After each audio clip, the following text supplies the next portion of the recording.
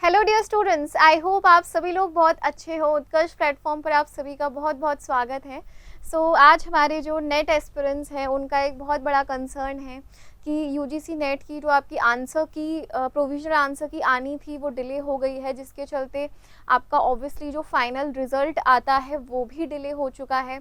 और काफ़ी सारे जो स्टूडेंट्स हैं वो कमेंट सेक्शंस में काफ़ी ज़्यादा कमेंट कर रहे हैं, परेशान हो रहे हैं, क्योंकि उनके कुछ ऐसे स्टूडेंट्स हैं जिन्होंने पीएचडी एडमिशन्स जो वो इस सेमेस्टर में चाहते थे, और रिज़ल्ट का जो पूरा विंडो है उसके चलते कहीं ना कहीं आपका जो प्रेफरेंस होता है ना वो जेआरएफ स्टूडेंट्स, नेट स्टूडेंट्स को दिया जाता है इन पीएचडी एडमिशन्स। तो अब वो रिजल्ट्स की वजह से क्या हो रहा है कि उनके जो चांसेस हैं, प्रोस्पेक्ट्स हैं पीएचडी एडमिशन्स में सिलेक्शन के, वो अफेक्ट हो रहे हैं, और उससे जो हमारे एस्पिरेंट्स हैं वो बहुत ज़्यादा परेशान हैं।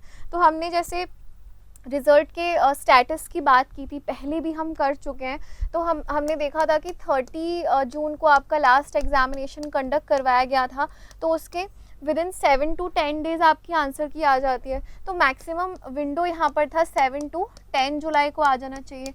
फिर हमने देखा था कि आपका जो टेक्निकल इशू की वजह से एक एग्ज़ाम जो है वो 5 जुलाई को कंडक्ट करवाया गया था।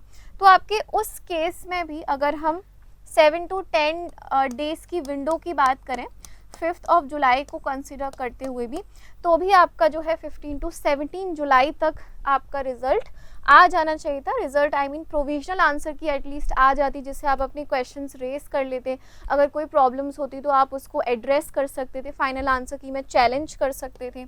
यहाँ पर 15 to 17 जुलाई तक हमने एक विंडो हम लेकर चल रहे थे कि चलो 7 to 10 डेज़ अगर हम 5 जुलाई के हिसाब से माने तो एटलीस्ट अब तक प्रोविजनल आंसर की जो है वो रिलीज़ हो जानी चाहिए। बिकॉज यूजुअली ऐसा होता है कि सबसे पहले आपकी जो है प्रोविजनल आंसर की आती है। ओके, जो स्टूडेंट्स इस बार पहली बार एग्जामिनेशन दे रहे हैं तो मैं उनको ये भी एक बार बता देती हूँ कि आपका रिज़ल्ट कैसे वर्क करता है। तो सबसे पहले आपकी प्रोविजनल आंसर कीज़ आती हैं, उसमें आपका क्वेश्चन पेपर और आपकी जो रिस्पॉन्स शीट है वो आपको दी जाती है, और आपको मैच करना है अपना स्कोर। आप इसमें चेक कर सकते हो कितना बन रहा है रिस्पॉन्स शीट और जो क्वेश्चन के लेजिटिमेट आंसर्स एनटी की तरफ से दिए गए हैं उनके अकॉर्डिंग। ओके, उसके बाद में आपको एक करेक्शन विंडो दिया जाता है, आप चैलेंज कर सकते हो। जो क्वेश्चंस आपको लगता है कि एनटीए की प्रोविजनल आंसर की में गलत दे रखे हैं तो उनके लिए आपको एक चैलेंज विंडो दी जाती है। उसके बाद में आपकी फाइनल आंसर की आती है, और जब ये पूरा दोनों जो स्टेजेस हैं जब ये रैप अप हो जाते हैं उसके बाद में हमारा फाइनल रिज़ल्ट आता है। और फाइनल रिज़ल्ट के बाद में थोड़े समय बाद आपको अपने जो सर्टिफिकेट्स हैं नेट और जेआरएफ के वो आप एक्सेस कर सकते हो। अब जैसे हमने देखा कि यूजीसी नेट में इस बार 3 कैटेगरीज ऐड हो गई हैं। ओके, जैसे हमने देखा देखते ही आ रहे हैं कि अब 3 कैटेगरीज हमें दिखाई देती हैं। ओके, एक आपका जेआरएफ वाली कैटेगरी है, उसके बाद में आपकी नेट वाली कैटेगरी तो होती है, उसके बाद में अभी थोड़े समय से आपकी एक और नई कैटेगरी है सिर्फ पीएचडी एडमिशन्स के लिए, जिससे आपको एक एलिजिबिलिटी मिल जाती है, वो कैटेगरी एक ऐड हो चुकी है। अब देखो यूजुअली क्या होता है कि ऐसे एस्पिरेंट्स हैं जो अपनी मास्टर्स जिनकी जस्ट ख़त्म होने वाली है, हो चुकी है, और जो पीएचडी एडमिशन्स की वजह से ही नेट एग्जामिनेशन उन्होंने दिया है, ऐसे एस्पिरेंट्स अभी सबसे ज़्यादा परेशान हैं। बिकॉज अगेन जब तक आपकी प्रोविजनल आंसर की में अगर डिले होगा तो ऑब्वियसली ये वाले जो स्टेप्स हैं इनमें भी हमें डिले दिखाई देगा। आपकी जो करेक्शन विंडो है उसका टाइम तो आपको देना ही होता है, भले रिज़ल्ट कितना भी डिले हो। फिर फाइनल आंसर की, फिर फाइनल रिज़ल्ट बनाया जाएगा, तब आपको वो सर्टिफिकेट मिलेगा जिसको आप अपनी पीएचडी एडमिशन्स में सबमिट कर सकते हो। तो वो पूरा प्रोसीजर डिले हो गया है। बट पीएचडी एडमिशन्स यूनिवर्सिटीज़ के जहाँ पर सेमेस्टर वाइज होता है वो यूजुअली टाइम टू टाइम होता है, उनका अपना एक टाइम फ्रेम होता है जिस पर वो काम करते हैं, तो इसीलिए स्टूडेंट्स काफ़ी ज़्यादा अभी परेशान है। तो देखो, अभी आपको पैनिक नहीं करना, जैसे मैंने आपको पहले भी बताया था कि मैक्सिमम अगर आपके पास में सर्टिफिकेट नहीं भी है और आपको जैसे आपने पेपर दिया है तो थोड़ा बहुत अगर आपको पॉसिबिलिटीज़ लग रही हैं एग्जामिनेशन होने की, तो कभी कभी कुछ यूनिवर्सिटीज़ में ऐसा भी होता है कि आप एक अंडरटेकिंग भी साइन कर सकते हो जिसमें आप पीएचडी एंट्रेंस एग्जामिनेशन वहाँ पर क्वालिफाई करो और उसके बाद में अगर आपका नेट हो जाता है देन वो एडमिशन जो है वो काउंट कर लिया जाता है।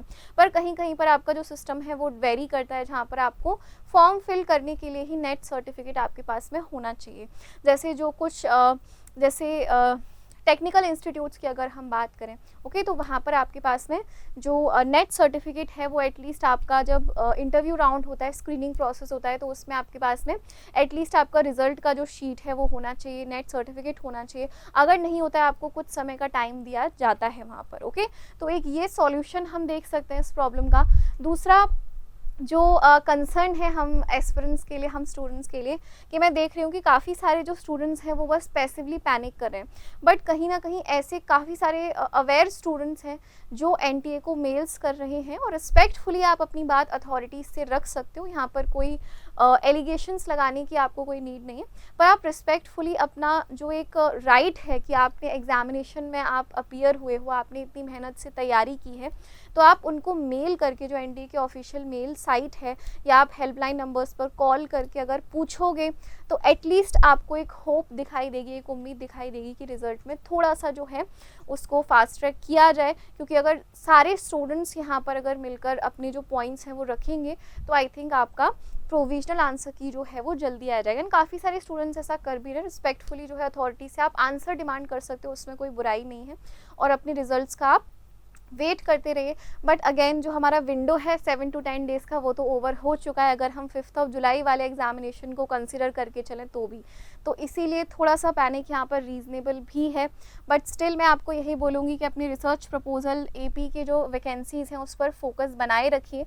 एंड रिज़ल्ट जो है वो कब आएगा ये हमारे कंट्रोल में नहीं है, और हमारे कंट्रोल में जो चीज़ें हैं कि हम आंसर्स डिमांड कर सकते हैं, मेल कर सकते हैं, जो कम्युनिकेशन चैनल्स हैं वहाँ पर जहाँ हमें एक्सेस होता है अथॉरिटीज़ के साथ में कम्युनिकेट करने का, वहाँ पर अपनी बात रख सकते हैं। और काफ़ी सारे स्टूडेंट्स इस एग्जामिनेशन में बैठते हैं, तो अगर सभी स्टूडेंट्स आंसर डिमांड करेंगे तो हो सकता है आपके जो कंसर्न्स हैं वो अच्छी तरीके से एड्रेस कर दिए जाएँ। पर अगेन आप एक रिस्पॉन्सिबल सिटीज़न हो तो आपको आपके राइट्स पता हैं और आपको उन्हें यूज़ करना चाहिए और आंसर डिमांड करना चाहिए, अकाउंटेबिलिटी डिमांड करनी चाहिए, ओके। बाकी जो आपके एजुकेटर्स हैं, जो कुछ फेलो स्टूडेंट्स हैं जो काफ़ी ज़्यादा एक्टिव हैं, जो काफ़ी ज़्यादा सीरियस हैं इस एग्जामिनेशन को लेकर, वो ऑलरेडी ऐसा कर रहे हैं, और जो कि एक बहुत अच्छी बात है, फॉर अ चेंज बहुत रिफ्रेशिंग है कि स्टूडेंट्स इतने अवेयर हैं अपने जो हैं राइट्स हैं उनको लेकर, ओके। और बाकी जो टाइम है आपको नेगेटिविटी में बिल्कुल भी वेस्ट नहीं करना है। अगर आपको लगता है कि इस बार आपका यूजीसी नेट के चांसेस जो हैं वो थोड़े से आपको ब्लीक नज़र आ रहे हैं, थोड़े कम लग रहे हैं, तो ऐसे में आप पेपर 1 पेपर 2 की जितनी जल्दी तैयारी कर दें दिसंबर अटेम्प्ट के लिए उतना अच्छा रहेगा आपके लिए। और कुछ ऐसे स्टूडेंट्स जो ऑलरेडी मास्टर्स में हैं तो आपको तो चिंता करने की कोई ज़रूरत ही नहीं, अभी आपका कोई पीएचडी एडमिशन्स तो अटक नहीं रहे हैं, तो आपको क्या करना चाहिए, अगर आपको लग रहा है कि मेरा स्कोर इस बार इतना है कि मुझे नेट के चांसेस लग रहे हैं, तो आपको एनीवे एग्जामिनेशन जेआरएफ क्रैक करने के लिए तो देना ही है, जिससे आपको मास्टर्स के बाद में पीएचडी के लिए स्कॉलरशिप मिल सके। तो आप अपनी जो तैयारी है वो भी शुरू कर दीजिए।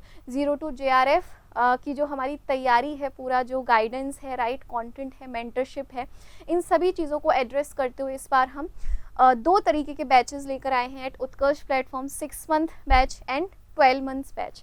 तो 6 मंथ बैच ऐसे स्टूडेंट्स के लिए जहाँ पर जो ऑलरेडी अपना मास्टर्स जो है वो पास आउट हो चुके हैं मास्टर्स से, तो आपको यहाँ पर जो है टाइम थोड़ा ज़्यादा देना पड़ेगा, क्योंकि पेपर 1 पेपर 2 की यहाँ पर काफ़ी ज़्यादा जो क्लासेस हैं वो होंगी, तो उसके बाद में सेल्फ स्टडी का भी टाइम आपको देना पड़ेगा, तो थोड़े से आवर्स आपको ज़्यादा देने होंगे। तो अगर आप 6 महीने डेडिकेटेड तरीके से इसी तैयारी को अपना समय देना चाहते हो तब 6 मंथ बैच आपके लिए है। इसके अलावा अगर हम 12 मंथ बैच की बात करें तो ये उन स्टूडेंट्स के लिए है जो बिल्कुल ज़ीरो से तैयारी कर रहे हैं, जिनके जो वर्किंग प्रोफेशनल्स हैं या जो अपना मास्टर्स कर रहे हैं, तो आप ज़्यादा समय ऑब्वियसली नहीं अफोर्ड कर सकते हो, तो 12 मंथ बैच में आप अपने पेस पर अच्छे से तैयारी कर सकते हो। तो आप उत्कर्ष ऐप विजिट कीजिए, जो भी प्लान आपको अच्छा लगता है उसमें आप इनरोल कर सकते हैं। अपार्ट फ्रॉम दैट हमारे सेट एस्पिरेंट्स जो है, राजस्थान सेट का आपका एग्जामिनेशन सितंबर में आने वाला है, तो उसके लिए भी हमारा रिवीजन बैच चल रहा है जिसमें आप एनरोल कर सकते हैं, क्योंकि इस समय सेट एस्पिरेंट्स के पास में उतना समय नहीं है ज़ीरो से सब पढ़ने का। अभी हमें क्या करना है, 2 चीज़ें हैं, रिवीजन एंड प्रैक्टिस, और आपकी इन दोनों जो नीड्स हैं, ज़रूरतें हैं, उनको हमारा सेट रिवीजन बैच कवर कर लेगा। अपार्ट फ्रॉम दैट, अगर आप जल्दी बैचेस में एनरोल करते हो तो आपको 50% का अर्ली बर्ड डिस्काउंट मिलेगा। और यहाँ पर स्कॉलरशिप टेस्ट उन स्टूडेंट्स के लिए है जो अपना अटेम्प्ट जो है वो रिपीट करें, रिपीटर स्टूडेंट हैं, खासकर आपको इसका बहुत फ़ायदा होगा, क्योंकि अगर आप स्कॉलरशिप टेस्ट में अच्छा करते हो तो 19 एंड 20 जुलाई को तो आप 90% तक का जो डिस्काउंट है वो अवेल कर सकते हो। Apart from that, free day demo classes होंगी। अगर आप जयपुर बेस्ड स्टूडेंट्स हो और ऑफलाइन तैयारी करना चाहते हो पेपर 1 की, तो हमारे पेपर 1 के भी for the very first time हमने ऑफलाइन बैचेस लॉन्च किए हैं, जिसकी क्लासेस 20 जुलाई से स्टार्ट हैं, और 5 डेज़ का आपको यहाँ पर फ्री डेमो सेशंस दिए जाएंगे। तो आप उसके अकॉर्डिंग डिसीजन ले सकते हो कि आपके लिए बैच है या नहीं। अपार्ट फ्रॉम दैट, जो ऑनलाइन स्टूडेंट्स हैं जो ऑफलाइन जुड़ना चाहते हैं इस बार, तो उनके लिए फ़ी एडजस्टमेंट ऑब्वियसली होगी। अगर आप वापस से कोर्स परचेज़ कर रहे हैं या ऑफलाइन जुड़ रहे हैं, तो आपको बिल्कुल, आप हमारी उत्कर्ष फैमिली का हिस्सा हो, तो आपके लिए हम स्पेशल जो डिस्काउंट है वो आपको यहाँ पर दिया जाएगा। Apart from that, political science के लिए हमने इस बार जो है सेपरेट टेलीग्राम चैनल लॉन्च किया है सब्जेक्ट वाइज।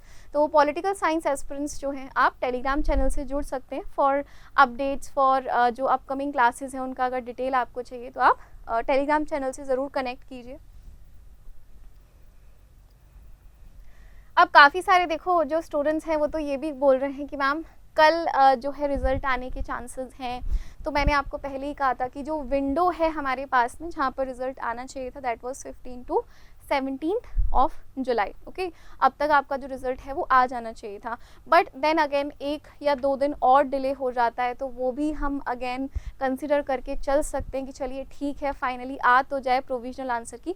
उसके बाद में जैसे मैंने आपको स्टेप बताया, जो फॉर द फर्स्ट टाइम पहली बार जो जिन स्टूडेंट्स ने एग्ज़ाम दिया है, तो उसके बाद में आपको चैलेंज विंडो मिलेगा, उसके बाद में फाइनल आंसर की आएगी आपकी, और उसके बाद में फाइनल रिज़ल्ट आ जाएगा, और फिर आपका सर्टिफिकेट आ जाएगा जिसे आप जो है अटैच कर सकते हो। जब आप पीएचडी एडमिशन्स के लिए जाते हो तो वहाँ पर आपको नेट सर्टिफिकेट के मार्क्स मिलते हैं, या फिर आप वॉक इन इंटरव्यूज़ में जाते हो प्राइवेट जो यूनिवर्सिटीज़ होती हैं या गेस्ट फैकल्टी पोजीशंस के लिए, तो वहाँ पर भी आपको नेट सर्टिफिकेट अटैच करना पड़ता है, क्योंकि एनटीए नॉर्म्स के हिसाब से वो मिनिमम बेसिक एलिजिबिलिटी है। सो हम रिज़ल्ट को प्रोविजनल आंसर की को एनी डे एक्सपेक्ट कर सकते हैं। बाकी हमारा यूजुअल विंडो है वो ऑलमोस्ट ओवर हो चुका है, but let's hope for the best, and in the mean while stay away from all the negativity and noise. और अगर आपको कोर्स में परचेज़ करना है, देन अगेन मैंने आपको बता ही दिया, पेपर 1 एंड पेपर 2। अगर आपको लग रहा है कि हमें नेक्स्ट अटेम्प्ट में जेआरएफ की तैयारी स्टार्ट करनी चाहिए, तो उसमें आपको बिल्कुल देरी नहीं करनी चाहिए, और पैसिवली रिजल्ट का वेट करने से अच्छा है कि अपनी एनर्जी को कहीं सही जगह आप चैनलाइज कीजिए। तो ऐसे और सेशंस में हम मिलते रहेंगे। Thank you very much, and I wish you guys a very very good day.